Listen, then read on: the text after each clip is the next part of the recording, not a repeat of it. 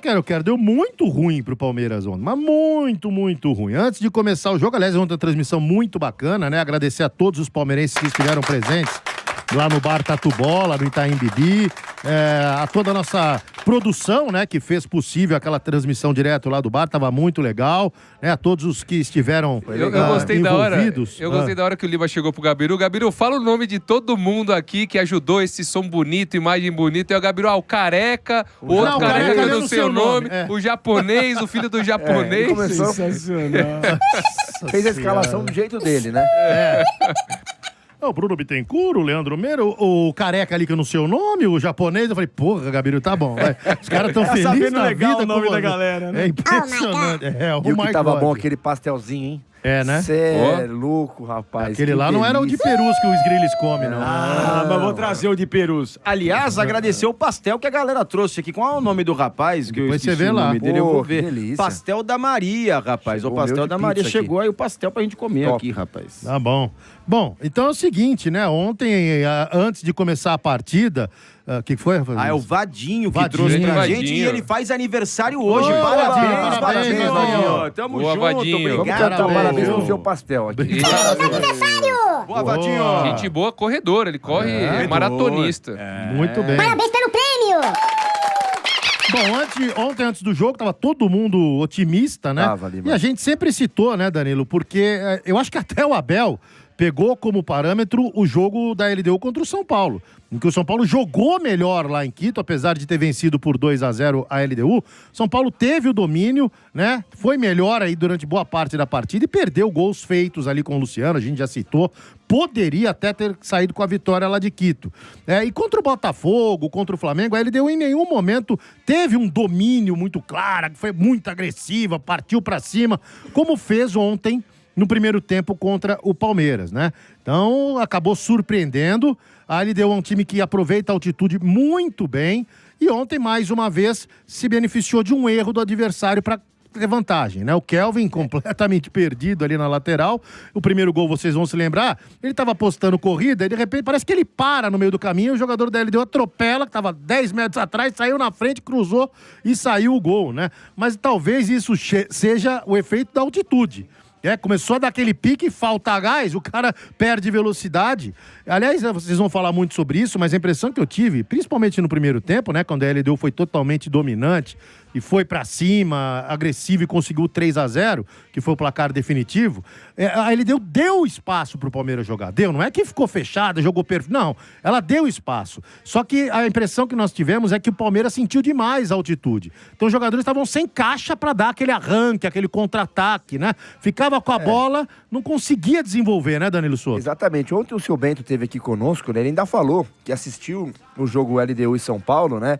E entendia que o Palmeiras conseguiria até uma vitória lá por conta das oportunidades que o São Paulo conseguiu criar. O São Paulo podia ter ganho o jogo lá, teve 3 bolas com o Luciano, que não conseguiu aproveitar. Então o palmeirense chegou lá no Tatu Bola ontem conosco, também todos muito confiantes para essa partida. Mas a altitude, para mim, foi um dos principais fatores, mas também eu acho que faltou um pouco de foco do elenco palmeirense e muitos erros individuais, né? O Ranieri e os Guilherme vão falar bastante taticamente sobre o jogo, mas o que eu vi lá, o Flaco Lopes ontem, não acertando uma bola, o torcedor palmeirense completamente irritado com algumas decisões individuais dos jogadores, foi impressionante. E que karma do Carlos Miguel, né? Que estão chamando ele de cavalo de Troia. Que ele veio do Corinthians pro Palmeiras. Mas se não fosse ele ali no começo do jogo, tinha sido mais, hein? Na minha opinião, ele não teve culpa nenhuma em nenhum dos gols ali, né? Nem no Flamengo, nem ontem, né? Bolas que não eram defensáveis, falhou não. Mas, caramba, que início, né? 2 jogos, tomar 6 gols aí pro Carlos Miguel.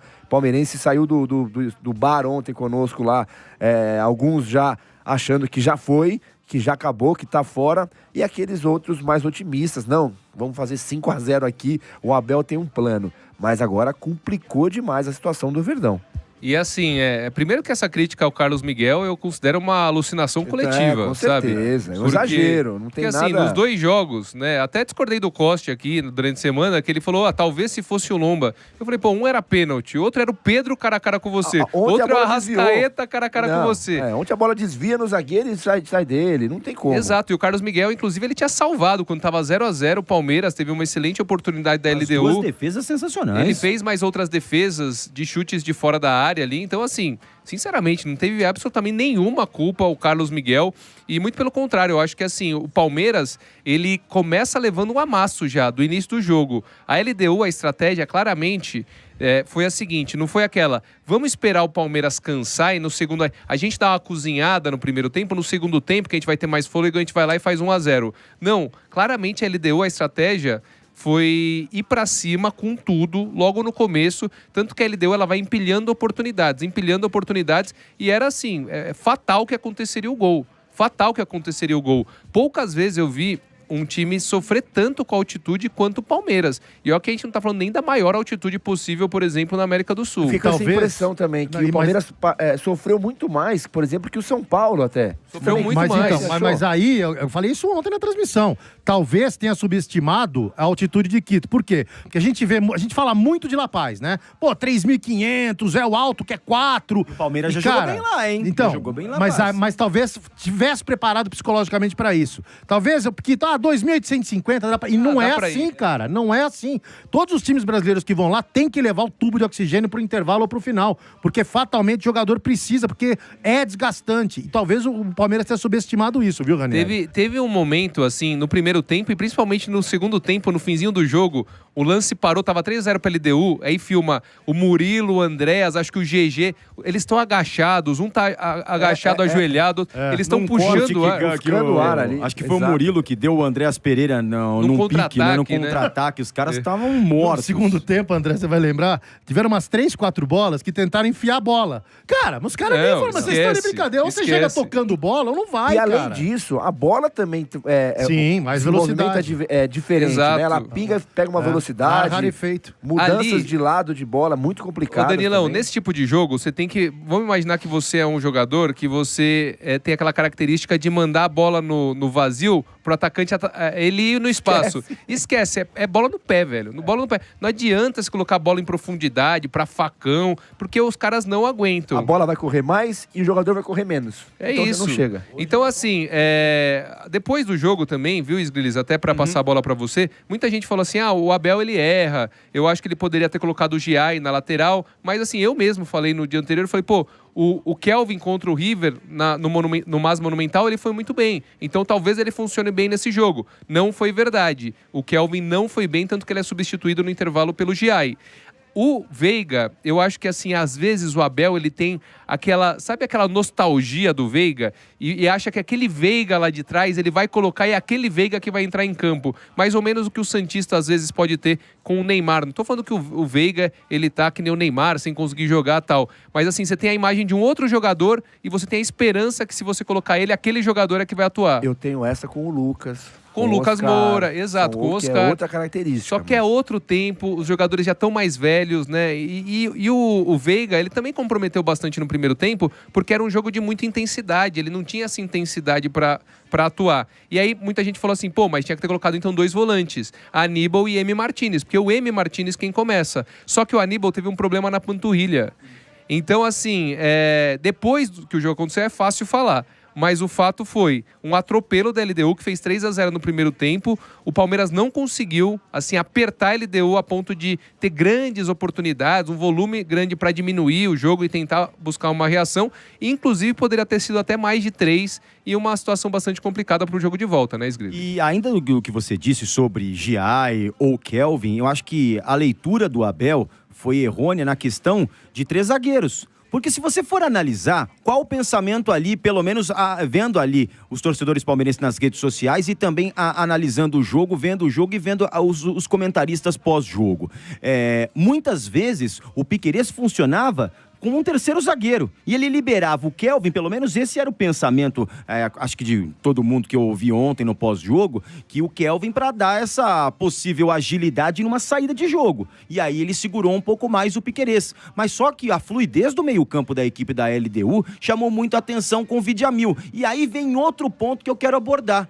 É que em 2 jogos, o Andréas Pereira no plano defensivo foi muito mal, dando espaço, porque aconteceu isso no Maracanã, dando espaço para Arrascaeta, dando espaço para a movimentação de outros jogadores. Ele foi mal no plano defensivo, é claro que chegou bem no Palmeiras, é um jogador que é muito importante, mas só que nesses 2 jogos ele foi muito mal. Por que que o Vidiamil ficou tão livre? Porque o Andréas Pereira não conseguia acompanhar. E quem viu Bolívia 1, Brasil 0, viu a liberdade que o Vidiamil teve.